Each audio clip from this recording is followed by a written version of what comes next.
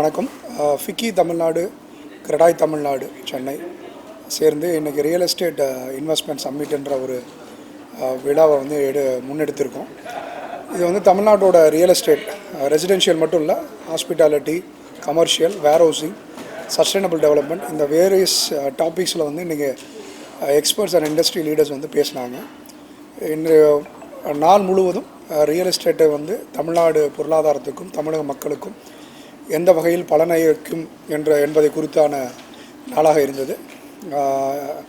கிரடாய் சென்னை வந்து இதற்கு பார்ட்னராக இருந்தாங்க.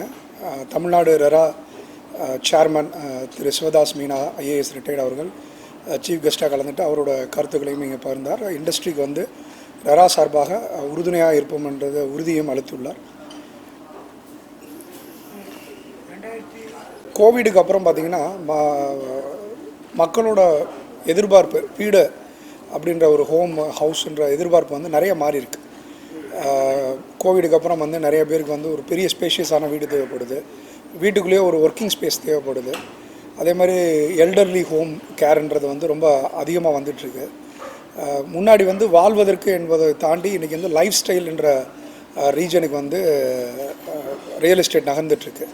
2030 வந்து இன்னும் இது அட்வான்ஸ்ட் ஆகி இன்றைக்கி வெல் இன்ஃபார்ம்டாக இருக்காங்க. மக்கள் வந்து ஆன்லைன் மூலமாகவும் இன்டர்நெட் மூலமாகவும் நிறைய தகவல் தெரிஞ்சுக்கிட்டு உலக நாடுகளும் டெவலப்டு கண்ட்ரிஸ் என்னென்ன மாதிரியான வீடுகள் இருக்குது, அவங்களுக்கு என்ன வசதி இருக்கோ அதே வந்து இங்கேயும் எதிர்பார்க்கக்கூடிய சூழ்நிலை இருக்குது. 2030 நிச்சயமாக இது வந்து உலகளாவிய ஒரே சந்தையாக மாறக்கூடிய வாய்ப்பு இருக்குது. பொருளாதார வளர்ச்சியில் வந்து தமிழகம் முன்னோடியாக இருக்கும்போது எந்த மாரி கமர்ஷியல் ப்ராப்பர்ட்டிஸோ இல்லை மற்ற தேவைகள் இன்ஃப்ராஸ்ட்ரக்சர்ஸ் எந்த மாரி தேவைப்படுது? இன்றைக்கி சம்மிட்டில் இன்றைக்கி வந்து கான்ஃபரன்ஸில் கூட பேசும்போது சொன்னாங்க, கிட்டத்தட்ட வந்து 10 கோடி சதுர அடிகள் கமர்ஷியல் ஸ்பேஸ் வந்து மெட்ராஸில் மட்டுமே இன்னும் 3 வருஷத்தில் தேவைப்படக்கூடிய வாய்ப்புகளாக இருக்குதுன்னு சொல்கிறாங்க. 10 கோடி சதுரடி என்பது வந்து மெட்ராஸில் மட்டும் நான் சொன்னேன், தமிழ்நாடு மொத்தத்துக்கு சொல்லலை. மிகப்பெரிய ஒரு மார்க்கெட் கமர்ஷியல் ரியல் எஸ்டேட்டில்.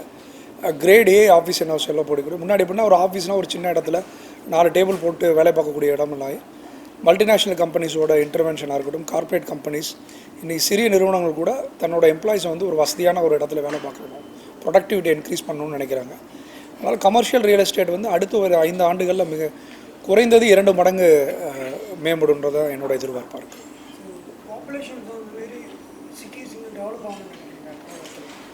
சார், இது வந்து டெஃபினட்டாக சிட்டி எக்ஸ்பேண்ட் ஆகி போயிட்டே தான் இருக்குது. ஒரு 30 வருஷத்துக்கு முன்னாடி இருந்த சென்னையோட இன்றைக்கி பார்த்திங்கன்னா 2 மடங்கு எக்ஸ்பேண்ட் ஆகிருக்கு. நாங்கள் எப்பயுமே முன்வைக்கிற கோரிக்கை என்னென்னா பரவலாக்கிய இண்டஸ்ட்ரியலைசேஷன். அதாவது சென்னை மட்டுமே ஃபோக்கஸாக இல்லாமல் மதுரை, திருச்சி, இப்போ தூத்துக்குடியில் வின்ஃபாஸ்ட் வந்திருக்க மாதிரி பரவலாக்கிய இண்டஸ்ட்ரியலைசேஷன் நடக்கும்போது அந்தந்த பகுதி மக்கள் அந்தந்த பகுதியில் வாழும்போது இந்த அளவுக்கு நெருக்கடியான ஒரு சிட்டி டெவலப்மெண்ட் ஆகாது. ஏன்னா இதற்கு மேல் சென்னை வந்து எந்த அளவுக்கு எக்ஸ்பேண்ட் ஆகும், அதோட இன்ஃப்ராஸ்ட்ரக்சர் எப்படி இருக்கும் அப்படின்றது வந்து ஒரு மிகப்பெரிய கேள்விக்குறி. ஸோ இப்போ Tier 2 டவுன்ஸாக இருக்கிற திருச்சி, மதுரை, கோயம்புத்தூர், திருநெல்வேலி, தூத்துக்குடி, தஞ்சாவூர் போன்ற நகரங்களும் நிறைய இண்டஸ்ட்ரீஸ் வரும்போது அந்த பக்கம் இருக்கிற ரியல் எஸ்டேட் பெருகும், மக்களோட மைக்ரேஷன் குறையும். ஸோ பரவலாக்கிய நகர மேம்பாடு தான் வந்து எப்பயுமே வந்து ஒரு வந்து எதிர்காலத்துக்கு நல்லதுன்னு நாங்கள் நினைக்கிறோம். போக்குவரத்து துறையுமே கொஞ்சம் நெருக்கலான இருக்கும்போது இந்த பரவலாக்கும் முறை வந்து அதுக்கு குறைக்கும் நினைக்கிறேன். சார், நீங்கள் மெட்ரோ வந்தோன்னே கொஞ்சம் டிராஃபிக் கம்மியாகும் நம்ம எல்லாருமே எதிர்பார்த்தோம். ஆனால் மெட்ரோ வந்த பிறகும் இப்போயும் டிராஃபிக் ஜாஸ்தி ஆகிட்டு தான் இருக்க மாதிரி தான் ஃபீல் ஆகுது. ஸோ மக்கள் தொகையும் மக்களோட வசதிகளும் அவங்களோட மூவ்மெண்ட்டும் ஜாஸ்தி ஆகிட்டே தான் இருக்க போது, குறைய போகிறது கிடையாது. ஸோ மெட்ரோ மட்டும் இல்லாமல் இப்போ வந்தே பாரத் மாதிரி குறுகிய காலத்தில் வந்து 2 நகரங்களை இணைக்கக்கூடிய போக்குவரத்து வந்து வந்ததுன்னா நிச்சயமாக மக்கள் வந்து மைக்ரேஷன் கம்மியாகும். சார், நான் மதுரையிலேருந்து மெட்ராஸ் வந்தேன். ஏன் மதுரையிலேருந்து மெட்ராஸ் வந்தேன்னா என்னோடய பிழைப்புக்காக தான் நான் வந்தேன். இப்போ மதுரையிலே என்னால் பிழைக்க முடியும்னா நான் மதுரையை விட்டு வரப்போகிறது கிடையாது. ஸோ இந்த மாதிரி வந்து ஃப்யூச்சர் ஃபோக்கஸ் கவர்மெண்ட்டுக்கு எப்படி இருக்கும்னு நாங்கள் எதிர்பார்க்குறோம்னா எல்லா நகரங்களுமே வேலைவாய்ப்புகளை உருவாக்கக்கூடிய இந்த விஷயங்களாக இருக்கட்டும், இல்லை வந்து போக்குவரத்து விஷயங்களாக இருக்கட்டும், ஒரு நகரத்துலேருந்து இன்னொரு நகரத்துக்கு போகக்கூடிய வசதிகளை மேம்படுத்தணுன்றது தான் எங்களோட கோரிக்கையாக இருக்குது. இப்போ சீஃப் கெஸ்ட் வந்து குவாலிட்டி பற்றி பேசியிருந்தாங்க. இப்போ 2 வாரம் முன்னாடி நம்மளே செய்தியில் பார்த்துருப்போம், ஒரு பிளாஸ்டிக் சுவிட்சில் வச்சு கஸ்டமர் ஒருத்தர் வந்து அவர் பில்டிங்கை எடுத்துக்காங்க. ஸோ அந்த தரமான வீடுகள் கொடுக்கறதுக்கு நீங்கள் என்ன மாதிரியான? சார், அதாவது எல்லாருமே அந்த தரமில்லாத வீடுகளை கொடுக்குறாங்கன்ற ஒரு பிம்பம்லாம் கிடையாது. அது வந்து பிம்பம் கட்டமைக்க வேண்டிய அவசியம் இல்லை. ஏன்னா இந்த பிம்பம் கட்டமைச்சா என்ன நடக்கும்னா கன்சியூமர், அதாவது மக்களுக்கு வந்து ஒரு பேனிக் கிரியேட் ஆகும். எங்கேயும் ஒரு சில சந்தர்ப்பங்களில் சில இடங்களில் வந்து இது நடக்கிறது உண்மைதான். எப்பயுமே கன்ஸ்ட்ரக்ஷன், நான் ஒரு பேசிக்காக நான் ஒரு சிவில் இன்ஜினியர், நான் எப்பயுமே கன்ஸ்ட்ரக்ஷன் பற்றி சொல்லும் போது இது வந்து it is not a industrial made product. So quality control and quality அஷூரன்ஸ்ன்றது இண்டஸ்ட்ரியிலேருந்து வர்றது ஒரு மாதிரியாக இருக்கும். இது வந்து மனித உழைப்பால் அந்த இடத்துல கட்டக்கூடிய விஷயம். அந்த நேரத்தில் யார் சூப்பர்வைசர், அந்த இடத்துல யார் கொத்தனார், அந்த இடத்துல யார் கலவையை மிக்ஸ் பண்ணாங்கன்றது தான் ஃபேக்டராக இருக்கும். எந்த ஒரு பெருநிறுவனமோ எந்த ஒரு நல்ல பெரிய லெவலில் வரக்கூடியணும் முன்னேறணும்னு நினைக்கக்கூடிய நிறுவனம் வந்து குவாலிட்டியில் காம்ப்ரமைஸ் ஆகிறதுக்கு வாய்ப்பே கிடையாது. ஏன்னா அதில் வந்து பெருசாலாம் ஒன்றும் சேமிப்பாக போகிறதில்ல. ஒரு 100 ரூபாயோ 50 ரூபாயோ சதுரடிக்கு சேமிக்க போகிறாங்க. இதை பர்பஸாக எந்த நிறுவனமும் செய்கிறது கிடையாது. அந்த நேரத்தில் இருக்கக்கூடிய அந்த இன்ஜினியரோ ப்ராஜெக்ட் மேனேஜரோ அந்த சூப்பர்வைசரோட மிஸ்டேக் கண்டிப்பாக ரெஸ்பான்சிபிலிட்டி அந்த கம்பெனி எடுத்துக்க தான் வேணும். ஏன்னா அவங்க வந்து இதோட அடுத்த லெவல் செக்கை வச்சுக்கணும். இது ஒரு படிப்பினை தான் இந்த இண்டஸ்ட்ரியில் இருக்க எல்லா கம்பெனிகளுக்கும். எப்படி வந்து துபாய் மாதிரியோ சிங்கப்பூர் மாதிரி குவாலிட்டி செக்ஸில் மல்டிபிள் லெவல்ஸ் இருக்கும், டெஃபினட்டாக அதை இம்ப்ளிமெண்ட் பண்ணணும். அந்த ப்ராஜெக்ட் மேனேஜ்மெண்ட் கண்ட்ரோல் அண்ட் சிஸ்டம்ஸில் வருங்காலத்தில் வந்து ஃபிக்கி மூலமாகவும் கிரெடாய் மூலமாகவும் எல்லா நிறுவனத்திலும் இம்ப்ளிமெண்ட் பண்ணும்போது இந்த குவாலிட்டி கண்ட்ரோல் பிரச்சனைகள் வந்து கம்மியாகும்னு நான் நினைக்கிறேன். அந்த உலகத்தரமான ஃபியூச்சர்ஸ் கொடுக்குறோம் போது அந்த உலகத்தரமான அந்த கட்டிடங்கள் கொடுக்குறது சார், நீங்கள் ஒரு 20 வருஷத்துக்கு முன்னாடி பார்த்ததுக்கும் இப்போ பார்க்குறதுக்குமே நிறைய முன்னேற்றம் இருக்கும். So progress is always stage by stage தான். பட் நான் நீங்கள் சொல்கிறத ஒத்துக்கிறேன். நிச்சயமாக குவாலிட்டி கண்ட்ரோலில் வந்து எங்களை மாதிரி நிறுவனங்களை வந்து நிறையாவே கவனம் செலுத்துறது உண்டு. பர்டிகுலராக ஸ்ட்ரக்சரல் குவாலிட்டியில் ஃபினிஷிங்கை கூட நம்ம மாற்றிக்கலாம். ஸ்ட்ரக்சரல் குவாலிட்டியில் நாங்கள் அதிகமான கவனமே செலுத்துறது உண்டு. கிரெடாய் போன்ற அமைப்புகளுமே இதுக்கு வந்து நிறையா முக்கியத்துவம் கொடுத்து நிறைய அவேர்னஸ் க்ரியேட் பண்ணுறாங்க. எங்கோ ஒரு சந்தர்ப்பத்தில் சில இடங்களில் நடக்கிறது தவறு தான். இந்த சந்தர்ப்பத்தில் வந்து எங்களை மாதிரி எல்லா நிறுவனங்களுமே குவாலிட்டியில் ஃபோக்கஸ் பண்ணுன்றது ஒரு படிப்பனையாக அந்த செய்திக்கு அப்புறம் எல்லாருமே நாங்கள் பேசுகிறது உண்டு. இன்னைக்கு நடந்த இந்த ஈவெண்ட்டோட ஹைலைட்ஸ் பற்றி கொஞ்சம், அதாவது யாரெல்லாம் கலந்துக்கிட்டாங்க, சீஃப் கெஸ்ட், என்னென்ன விஷயம்லாம் விவாதிக்கப்பட்டது? ஓகே, இன்றைய நிகழ்வு வந்து காலையிலேருந்து சாயந்தரம் வரைக்கும் ஃபோக்கஸ் என்னன்னு கேட்டிங்கன்னா, ரியல் எஸ்டேட்டில் இருக்கக்கூடிய சேலஞ்சஸ் அண்ட் ஆப்பர்ச்சுனிட்டிஸ், அதில் வந்து செய்யக்கூடிய மாற்றங்கள். எப்போயுமே வந்து இந்த ரியல் எஸ்டேட் ஓனர்ஸ்ன்னு சொல்லக்கூடிய, அதாவது டெவலப்பர்ஸ்ன்னு சொல்லக்கூடியவங்க ஒரே இடத்துல கூடி கலந்துரையாடல் இல்லை ஒரே இடத்துல கூடி டிஸ்கஷன்றது வந்து ரொம்ப ரேராக தான் நடக்குது. இன்றைக்கி காலையிலேருந்து பார்த்தீங்கன்னா தான் where housing, commercial real estate, residential, sustainable land development இல்லை sustainable management of real estate சம்மந்தப்பட்ட டாபிக்ஸில் வந்து காலையிலேருந்து பல்வேறு துறை நிபுணர்களும் பல நிறுவனத்தோட முக்கிய அதிகாரிகளும் கலந்துக்கிட்டாங்க. இதில் நிறைய வந்து டேக் அவேஸ் இருந்தது. அதாவது நிறைய படிப்பினைகள் நமக்கு இன்றைக்கி கிடச்சிது. இன்றைய பொழுது வந்து எப்படி இருந்ததுன்னா, அடுத்து ஒரு 5 வருடங்கள் ரியல் எஸ்டேட் வந்து எந்த மாதிரி துறைகளில் ஃபோக்கஸ் பண்ணலாம், நீங்களே கேட்ட மாதிரி தரத்தில் ஃபோக்கஸ் பண்ணணும், சஸ்டைனபிள் டெவலப்மெண்ட், இன்றைக்கி வந்து பருவநிலை மாற்றத்தை வந்து நம்ம எப்படி மேனேஜ் பண்ணலாம், குடிந்த நீர் சேவை, கழிவு நீரை எப்படி வந்து மேனேஜ் பண்ணலாம், ஸோ மக்களோட தேவைகள் எப்படி இன்க்ரீஸ் ஆகிட்டுருக்கு, அந்த ஏரியாவில் எப்படி ஃபோக்கஸ் பண்ணலான்றதை பற்றின டிஸ்கஷன் இருந்துச்சு. இன்றைக்கி ஒரு நாலேஜ் பேப்பர் வந்து நாங்கள் எங்களோட நாலேஜ் பார்ட்னர் வந்து அனராக் அவங்களோட சேர்ந்து ஒரு நாலேஜ் பேப்பர் வந்து ரிலீஸ் பண்ணியிருக்கோம். தமிழ்நாட்டோட ரியல் எஸ்டேட் கடந்த வருடம் எப்படி இருந்தது, வரக்கூடிய வருடங்கள் எப்படி இருக்குன்ற ஒரு நாலேஜ் பேப்பர். அது உங்கள் எல்லாருக்குமே நான் தர சொல்கிறேன். அதில் வந்து ரொம்ப கிளியராக டேட்டாஸ் இருக்குது, என்னென்ன நடந்துகிட்ருக்கு, எவ்வளோ வீடுகள் விற்றது, எங்கள் வீடு விற்கலை, எந்த ஏரியா நல்லா டெவலப் ஆகுது, இந்த மாதிரி விஷயங்கள். இது பார்த்திங்கன்னா ஓவராலாக ஒரு ரீதிங்கிங் ஆஃப் ரீஇன்வென்ஷன் ஆர் ரீதிங்கிங் சொல்லலாம். என்ன நடந்துச்சு, நம்ம என்ன செய்ய போகிறோம். 2030 வந்து தமிழ்நாடோட கோலான $1 trillion எக்கனாமிக்கு ரியல் எஸ்டேட் எப்படி பங்கு பெறும். ஏன்னா 15% ஆஃப் ஜிடிபி வந்து ரியல் எஸ்டேட்லேருந்து வருது. ஸோ இது ஒரு முக்கியமான துறை.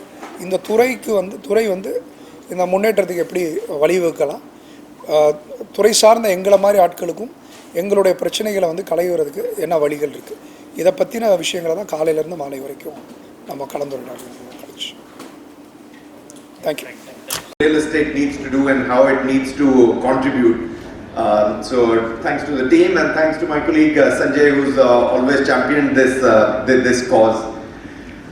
As Gumesh said, the Indian economy is going to be, say, about $7 trillion by 2030. You know, we are at about $5 trillion, $4.5 trillion. We're going to be $7 trillion by 2030. And you know, the growth that we are seeing in the Indian economy at 6.5%, it's the highest in any large economy. At a global level, it is less than 3%. So we are at 6.5%. The contribution that the real estate segment is going to make by 2030 to the $7 trillion is $1 trillion. So you know, nearly 15% of the GDP is going to come in from the real estate sector. So it is a very large sector. You know, for the longest time, it hasn't had the respect, but clearly the contribution that it is starting to make now, it is phenomenal at $1 trillion to be able to contribute to the Indian economy. I mean, it is not surprising because if you look at it, 65% of the Indian population is in the working class. So at a working class population, they're going to be working, so you need offices, you need residential for them, they are doing consumption, so there is retail, there is data consumption, so there are data centers that are being put together. So I think when I meet up with the global investors, they would say is that India today is very predictable and has become an outperformer. And I know about 10-11 years ago, 2013, I was in US meeting up with an investor in New York. It was a very large private equity fund. And I said, hey, sir, I've come in here to ask if you would come into and restart your business in India on the private equity investment. He turned his computer, there was a yellow post-it in 2013 and it said India, INDIA. I will never do it again. That is what he told me in 2013, because the impression that he had of India and the real estate was horrible at that time. There was no GST, there was no RERA, demonetization hadn't happened at that time, as a result of which there was a huge amount of issues on delivery from the developers, and there were a lot of unethical practices. So from there to today saying is that it has become predictable and outperformer, is a fantastic thing that India has been able to really achieve. I'm going to give you some data points on how the residential... The major states, the highest share of urban population is in Tamil Nadu. And the state is fastly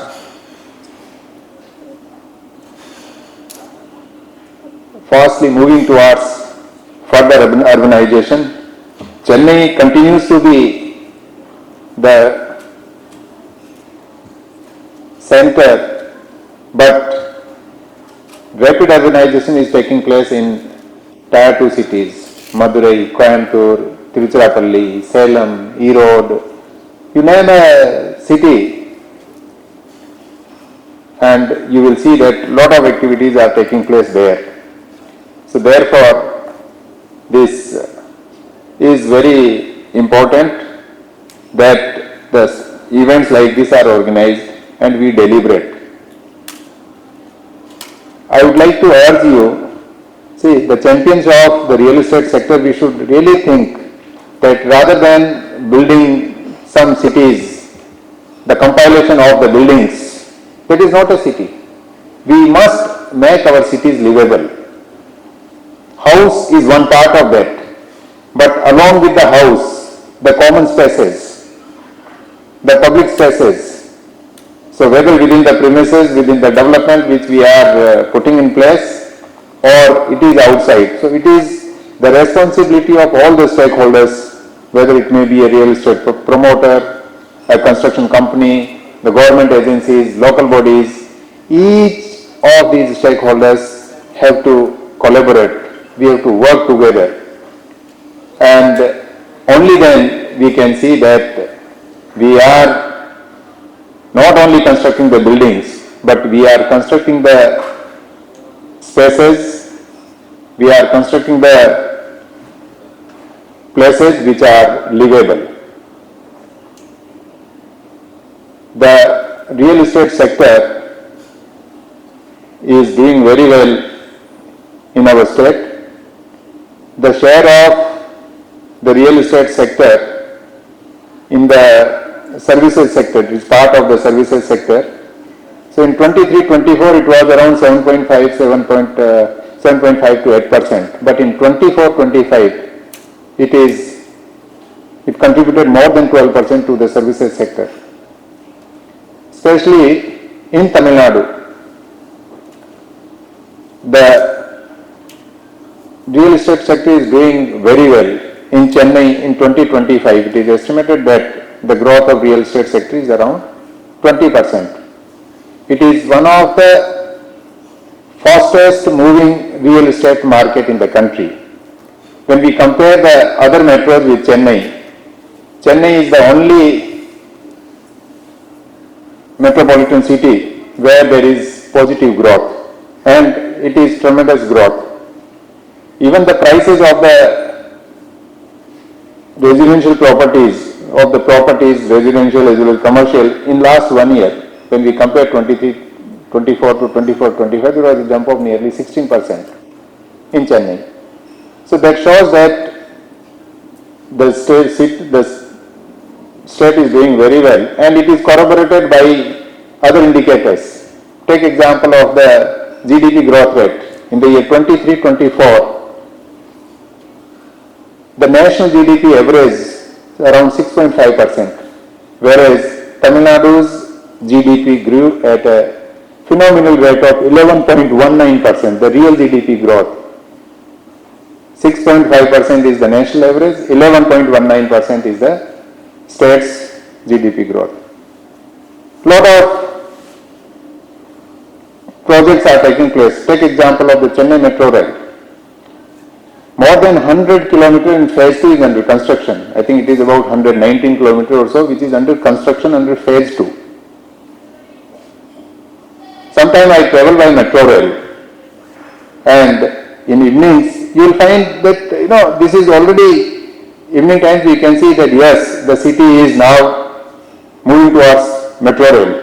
But at the same time, you come on the road, you will find that our roads are also overflowing.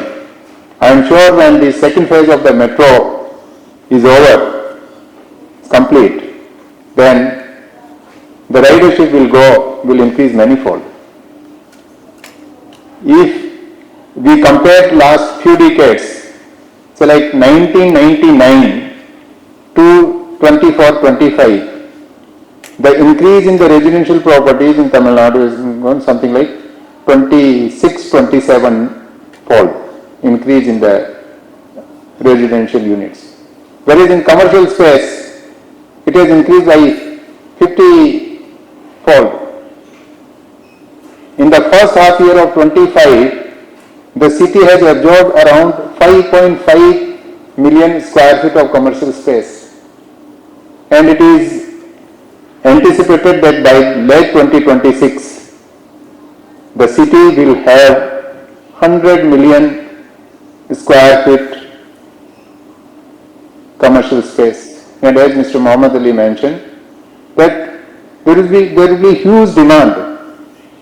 So the demand in case of Chennai, it is not artificial, it is the real demand. So we must work together to see that we are able to meet this demand.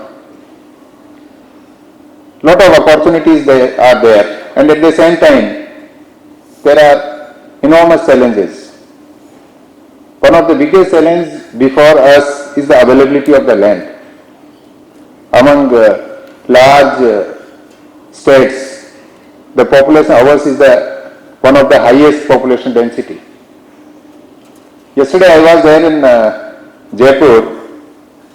Rajasthan government had organized this non-resident Rajasthani Day, and there every speaker after speaker, they were talking about the strength of the state, and each one of them mentioned the availability of the land. The geographical landmass, when we compare Rajasthan, it is the biggest state. 10.4% of the the country's landmass is with Rajasthan.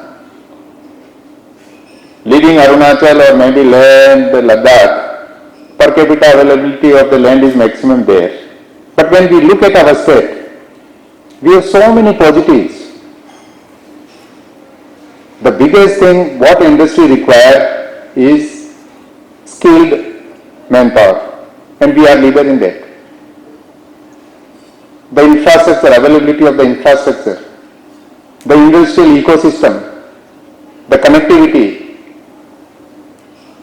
the logistics, I mean, so many positives are there, and above all, the proactive policy framework, inclusive policies provided by the government. I was very attentively listening to Mr. Muhammad Ali's when he was talking especially about that the real development is when the disparity in income between the rural and urban area is as minimal as possible. And to that direction, the state is providing inclusive policy framework. So the state will continue to grow. There will be huge opportunities, and we must seize this opportunity and plan for that. Take example of, again I will give the example of metro rail. We are running only 4 raked trains, but evenings, especially evening peak hours, there is a huge demand. These coaches are overflowing. We can run 6 raked trains,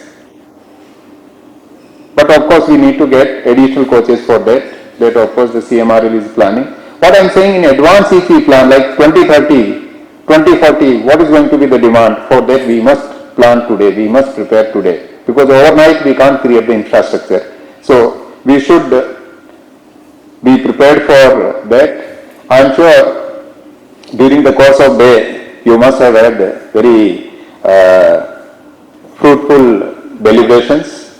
I was going through the themes of today's summit, and very relevant themes in the context of the real estate and infrastructure sector.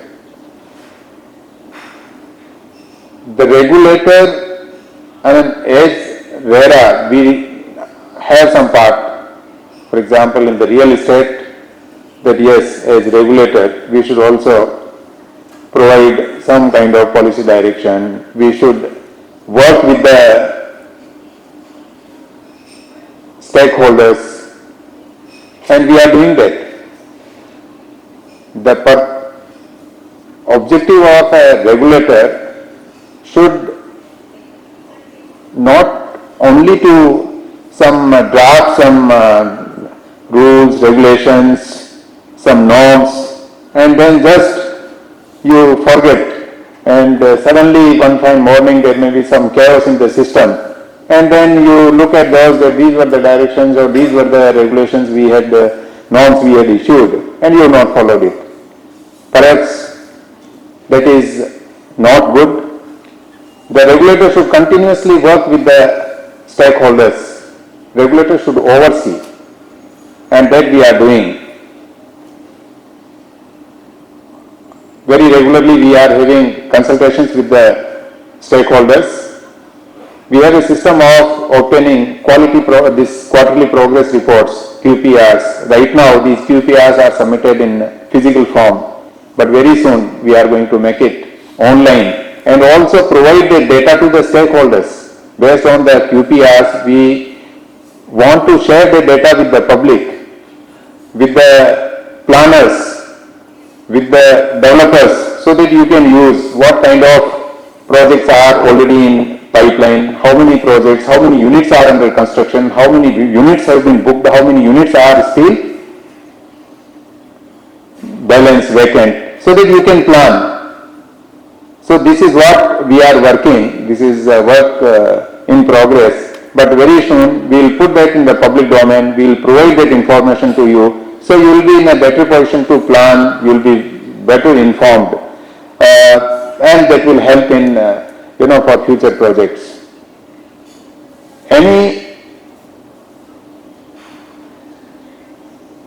When any regulatory framework is there, that is for the overall good of the sector.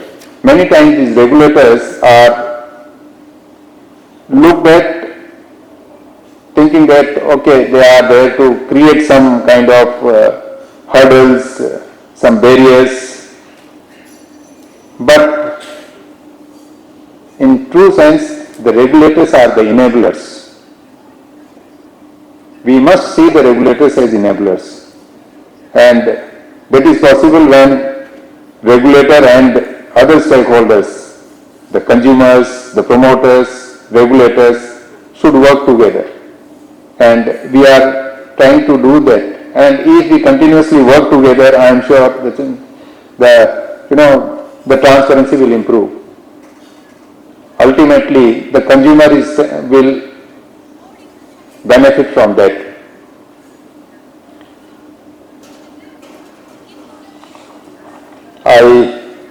Lastly, I will focus on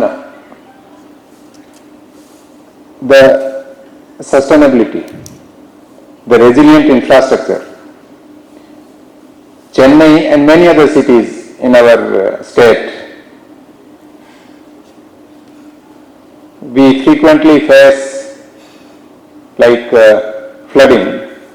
You might have seen whether it is 2015, 2023, and every year, if 2-3 days continuously we receive heavy downpour, we are bound to get some kind of inundation. And it is bound to happen because such a vast landmass. Earlier, if we look at our maps, you go back some 40 years ago, 50 years ago, we will find large number of lakes, lot of open space, agriculture lands. So that land will absorb the water will flow from one field to another field. But once the entire landmass is developed, hardly any water will percolate, will seep into the ground, and almost 100% of water will flow over the road. This is happening not only in Chennai, other urban cities. In fact, Chennai, to face such events, we are in a far better position, especially last 3-4 years. The kind of work has been done in Chennai is tremendous. But while planning, we have to pay special attention to this issue, that how we are going to manage the surplus water, how we are going to address the storm runoff. I see many layouts, many proposals when they come to the RERA. The planning authorities, they will indicate that yes, there has to be a stormwater drain. Existing some drain is there, it has to be properly preserved, constructed, some bridges to be constructed. But on ground, there is no drain. Many times it is leveled, but today there is no necessity. We are not planning for today, we are planning for the decades. We must pay special attention to that. Similarly, that again conservation, see, when right now, last few years we have the problem of plenty. Year after year, good monsoon years. But what happens suddenly in a particular year if there is no rainfall? The situation will be totally opposite. So we need to plan that how to conserve this water, whether we have made proper arrangements for the rainwater harvesting, proper tree plantation, because the temperature that in the cities, we have this urban island eating system kind of thing that is creating suddenly at a particular place. Even this year, this depression was there and it was not moving, because clouds were not leaving the Chennai. Almost for more than 48 hours, these clouds were hovering over Chennai city. So it happens. So we need to really focus on how we are going to address the issue of flooding in our layouts, because if you plan for your layout, your building, naturally everything will plan for their own respective layouts and it can be integrated into a proper system.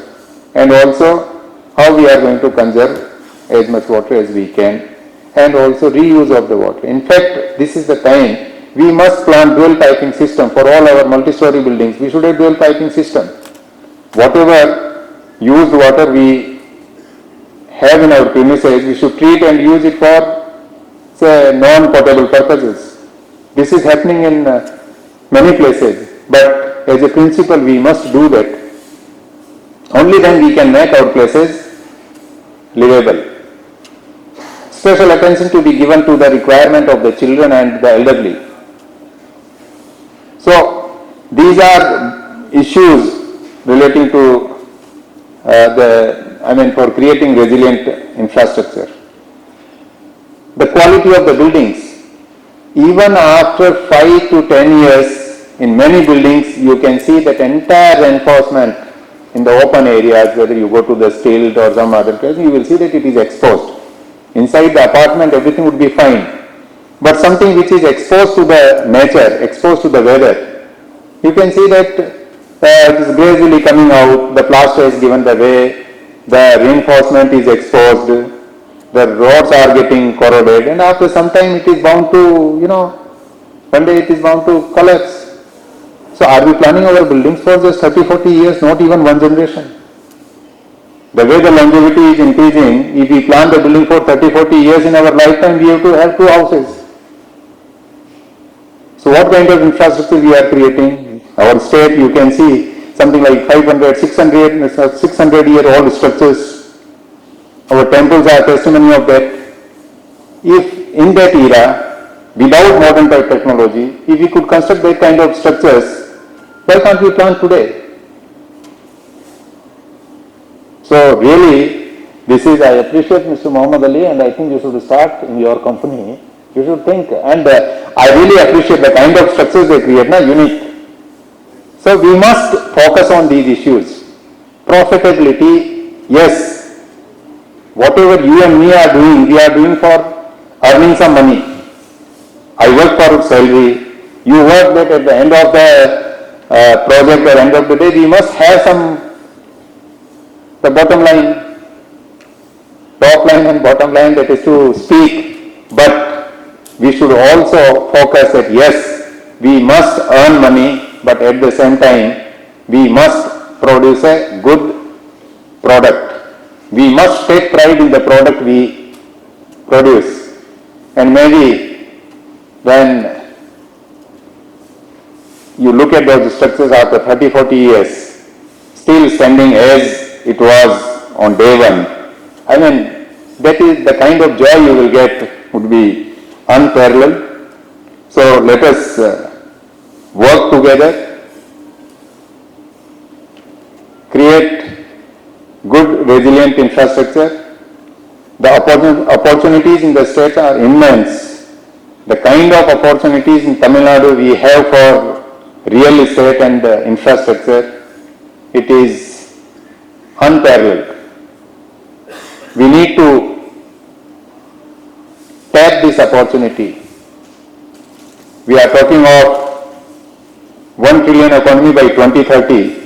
If it is not 2030, maybe after 1 or 2 years, definitely the state, the kind of growth we have, definitely we are going to reach to 1 trillion economy in next 5-6 years. But when that kind of economy we have, we must assess that what is going to be the need of infrastructure, housing. And housing, it is not a simple house. We have to have this housing for special needs. Like, take example of working women's hostels. The requirement of the working women's accommodation in the city and elsewhere, in Chennai and elsewhere, is phenomenal. We don't have that many accommodation. They depend on some PG. But yes, the need is there. We must plan maybe the housing for the elderly. Gone are those days when we used to have some joint family system. The parents used to live with the children, their grandchildren. But now, due to the job requirement, the children, once they grow for education, they leave, and half of them they don't return after the education. They get the job there, elsewhere, and settle down. And even those who are there in the country, they go elsewhere, and the entire system is changing. So we need to pay special attention to the housing for the elderly. Their needs are totally different. So that way we also need to think about this. And along with that, of course, the requirement of the commercial spaces, the industries, logistics. So the state offers lot of opportunities, and all of you should plan for that, and wherever there is some kind of interface with the regulatory authorities like RERA, we are willing to work and we are working with the industry. The RERA is not a stumbling block, RERA is an enabler. It has given so much of confidence to the consumers about the real estate sector today, which was not there maybe 8 or 9 years ago when RERA was not there. So let us work together for a vibrant real estate and infrastructure sector in the state. I appreciate and commend the Federation of Indian Chambers and Commerce, FICCI, for organizing this event, and I thank all of you for giving me this opportunity, and especially Mr. Sudarshan's perseverance that he ensured that I am here. Thank you.